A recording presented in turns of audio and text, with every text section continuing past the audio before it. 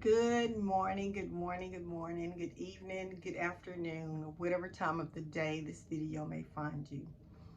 Thank you so much for returning to my channel if you are a returning viewer or one of my amazing subscribers. If you are new to my channel, then welcome, welcome. Listen, people, I hope and pray that you are all having a blessed day, a blessed week, a blessed month, a blessed year. So listen, people, I like to do my introduction and just dive right in. And today I'm going to do a video on something that is close to the heart, and it is about my feelings of a year after my divorce. Valentine's Day, a year after my divorce. My 28-year marriage, 35-year relationship. So next month, March the 7th, will be the annual date for our settlement. We settled on March 7th, 2024. And legally, we were divorced April 7th, 2024. So I thought that this would be a really good time to do the video, because some people that are in the midst of a divorce or have a separation or have gotten a divorce recently over the last couple of months or so. And I'm not doing the video to encourage anybody else to make a decision for themselves. Everyone's relationship is different. You know the details of your relationship, so you know what all it entails. But I wanted to do the video to just give some hindsight on what it feels like for me, approaching a year of divorce from this over 3 decades relationship, 28-year marriage, which was almost the 3 full decades of marriage. And what I like to say is, first of all, I'm at peace. I am totally at peace. I have zero regrets for filing for divorce. It was necessary. The filing for the divorce was necessary. The mental, emotional, and verbal abuse had gotten so bad that it was unhealthy for me to stay in that relationship. And it was just so disrespectful towards the end. I don't regret it at all. It had gotten so bad, people, that I had a wedding with 10 groomsmen, 10 bridesmaids, and like a big wedding.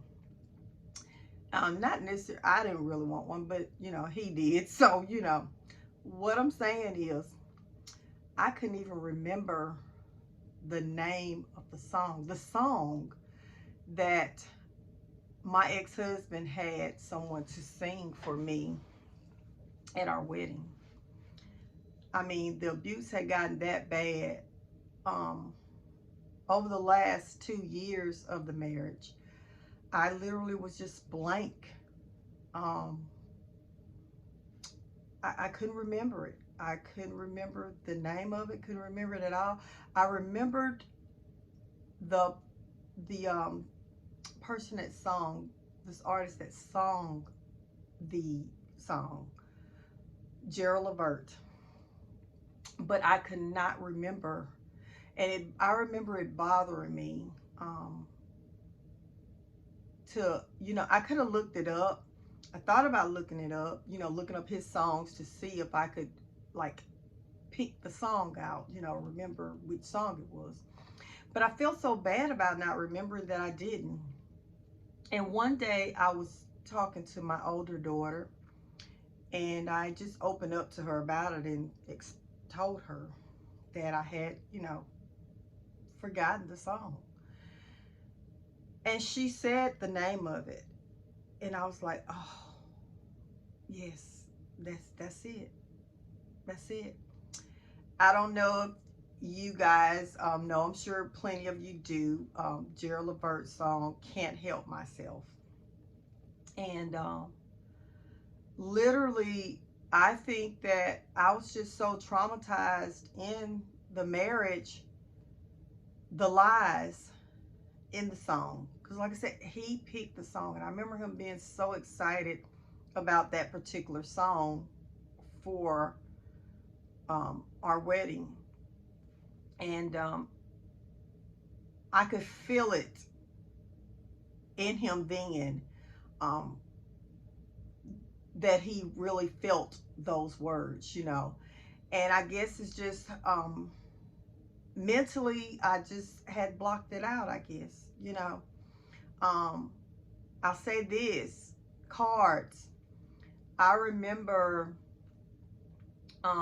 he would get me the most beautiful cards. Like they were cards that I know that he spent a lot of time picking those cards out. I mean, and they would be so perfect to what I am.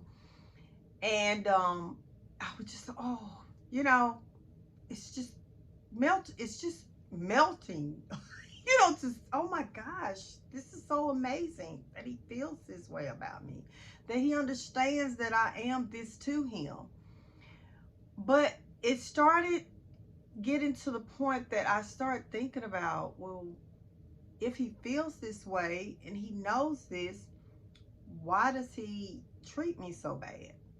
Like, I'm telling y'all, it had gotten bad to the point where, I mean, I know he didn't just go pick these cards up. These were some amazing cards. I'm telling you, he read through cards to get these cards.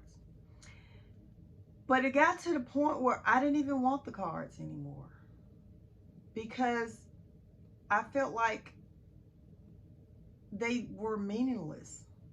They were meaningless if, okay, you got these holidays, you got Valentine's Day, your birthday, Mother's Day, Christmas, right? You got, like, say 4 or 5 holidays here, and the person gets you these beautiful cards, and it's 365 days out the year. That's like 5 days out the year. And to be honest, even though he would have gotten the cards and maybe presents or gave me some money or something, that doesn't mean that that day was even that wonderful either, right? So really and truly, people, I don't know what happened in your relationship, but for me, um, the lies. I mean, all of that, getting into, oh, it's Valentine's Day and Love Day, all this isn't. It wasn't. No, no, no. I feel so good now. Last year, Valentine's Day, we were going through the divorce, so we were still living in the same home together, but I was in my room with the door locked and shut all the time. But I remember he sent me a text from this odd number, and was like, roses are red, violets are blue. Not one, not two, but 3 presidents want to meet you. And I was like, what? He's so silly. At first I didn't understand. But it hit me. He was trying to give me $300. He loves money. He thinks money's everything. Money's everything to him. So, he's trying to offer me $300. I've been celibate for over 2 years now. And so I guess I was supposed to be like, oh, that's so sweet. And then just give it up like I'm selling something. What was so interesting about that, though, y'all, had I not stood my ground and stood my boundaries and were like, no, because I knew that he was a manipulator at that time. Okay. So I just like, the next week, y'all, like I told you, we settled on March the 7th, right? So, Valentine's Day is February 14th. He sends me that text. The very next week, I get well, the mortgage statement comes in. He hadn't even paid the mortgage for, he was behind on the mortgage. So imagine how I would have felt. And this was he was court ordered to pay this. But imagine how I would have felt if I had gave into that. If I was like, oh, oh, he loves me wonderful. And then I go to huggy kissy, and then there I am, then went to bed with him. And then the next week I find out he did that. Y'all, the games, the games these people play. Don't get in the illusion of what you want it to be, what you would like it to feel like, what it's supposed to be. You have to be honest with yourself as to what it actually is. Is Valentine's Day this big thing that everybody tries to make it out to be? This stuff that you're seeing which to be honest, I've never been with blowing a lot of money anyways. Like, you can be romantic without emptying your pockets, okay? But I'm just saying, if you were in a relationship or a marriage, or you are in a relationship or a marriage with a toxic person, a person with a personality disorder like these narcissists, a carnal minded, severely carnal minded person, what I call them loyal sinners. If you are in a relationship with a person like that, you are not having a good Valentine's or any other special day time. Like, you're getting breadcrumbed. I can't say it for sure, but I'm just saying, if you're on this channel for healing, because you've seen these type of things, you're in the middle of a divorce, you've had a divorce, you're separated, you had a long-term relationship, you separated, whatever, then there is a reason for it. There's a reason for it. Unless you are the toxic person that, so I don't know. But there's a reason that you're in this relationship, that you're having issues in this relationship. So don't get caught up in the stuff. Even some of these people that are smiling and posting up things on social media and everything. I'm not saying that they're trying to deceive you, but they're having a horrible time too. It just appears that. I'll never forget. I think it was our 25th anniversary. It was our 25th. And I was, 25 is a big one. Now, he's the man, right? So he was supposed to be doing the special thing. But because how crazy he was acting, I was trying to do things to make him feel better about himself, and hoping that, me doing that, it'll help him heal and we can have a better relationship. So our 25th anniversary, I booked. Now, don't get me wrong. It wasn't one of those situations he was taking my money or whatever, because in the end, like the last 15 years of the marriage, he actually was paying the bulk of the bills, because I ended up being diagnosed with lupus long time ago. So my money making abilities actually changed, and that was one of the reasons why he was so mad at me. So don't get me wrong, it wasn't that kind of situation. But I called myself going out and was going to treat him and treat us, to get out the house, because all of our grown kids were still living with us. We have 3. And I booked a room at the Hotel Indigo, and that thing was like around $300, whatever, for that night. It was locally. And I had food ordered, and, just had it fixed all nice and everything, and gave him a card and told him what time to meet me there, and I posted on Facebook and everything, and we smiling, and, y'all, I promise you, it was like the next day he had did something so crazy that I was literally like, why did I post that on Facebook? I'm serious. Like, I'm telling you, Some of these people that are posting things that are looking like so happy, it's just like, it's a guy that I went to school with. Um, and he sent me a message several months back, a few months back, and was, hey, I haven't seen you in 30 years, blah blah blah. So anyway, he had sent me a friend request. I've been getting friend requests left to right, y'all. Like, it was over 100 of them, whatever. Most of them I just let sat there. I think I've accepted like about 4 since the divorce or whatever. But anyways, since this guy saying he went to school with me, I went and looked on his page or whatever, and I saw him with pictures of him and his wife, and he had this picture of him and the wife, and he had on a king, a shirt with the king of hearts or something, and she had a shirt with the queen of hearts. And then they had another picture where he was wearing a crown, she was wearing a crown, and he was talking about the, his queen and all this and everything. So I was like, okay, well, this guy got a wife, so he's not interested in trying to talk to me. So okay, and yeah, I remember him. I went to school with him. He was a nice guy, so I accepted him. Because he was talking to the Lord and everything. Y'all, this guy ended up telling me about how he had a crush on me when we were in school.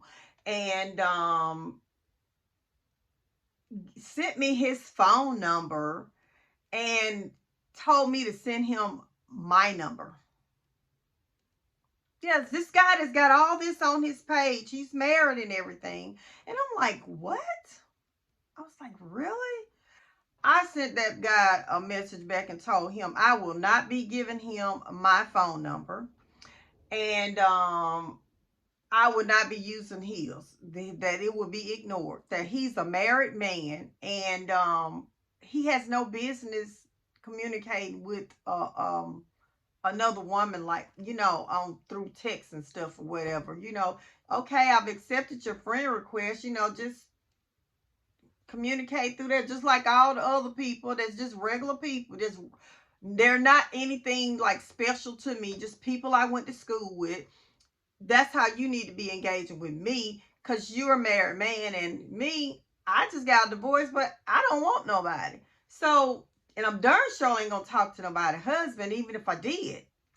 So anyway, I didn't mean nothing by y'all. So don't get caught up in that. Don't be looking at these pictures and stuff. I can't tell you how many pictures that I post where I was smiling and stuff. Not because I was faking it. It's just, hey, when you get ready to take a picture, you're supposed to smile, right? So, but it was many times we have pictures that I was smiling on, and, something crazy had happened that day or whatever. I don't know if it's before the picture or after, whatever, but it was a lot of crazy things that happened through the years. And I was out at an event with like family and him or whatever. And yeah.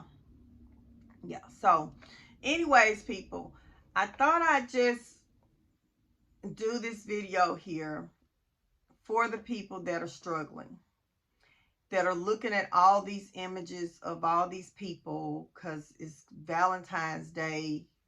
It's going to be Friday, and they're feeling sad that they don't have a Cupid. Cupid hadn't got their heart. They don't have a spouse or a man, woman, whatever. They don't have anybody. You didn't have anybody anyways. If you have one of these people that I described, if you had one of these toxic people, you didn't have anybody anyways. Those people's minds all over the place. They don't even have themselves. Love, really?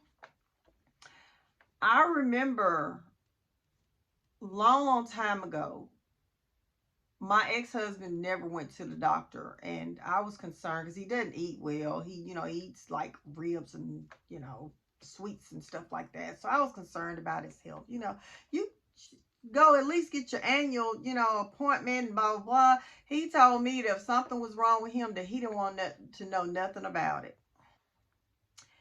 And I was like, wow. And then I remember one day I told him, you know, well, if you don't do it for yourself, then do it for me and the kids. No, love doesn't do that kind of stuff. And if somebody says that about themselves, I didn't realize it at the time, but that thing has kept stayed on my mind. What he said: if you don't love yourself, you can't love nobody else. It's impossible. The only thing that I feel sad about my divorce is that my ex-husband did not get the courage to get on his knees and surrender to God and do what he needed to do to save himself, his marriage with his wife, and his family. But I accepted wholeheartedly that he didn't, because that's his choice. We all have free will. That's his choice. That's his choice. I'm at peace. I don't have no crazy stuff around me. None whatsoever. I've lost a lot of relationships. Even a relationship with um, my two children that I had with him biologically. Um, so this is one reason why I tell people that if you have children, then get some help. Get some help. Because here's the deal. You're the scapegoat in the family. You've been letting everybody pile everything on you, so it's normal. That's the family dynamic. And they're going to expect that from you. And when you stop it, people are not going to accept that well. You got to look at, you've been letting people walk over you for decades. And it's not going to pop out of them like that overnight, that they can't do it anymore. This is something that I had to come to peace with. I pray to God that nothing happens with none of us before we reconcile, me and my children. But if it does, I know for a fact I have done everything that I could to be a good mother to them and to have a good, healthy relationship with them.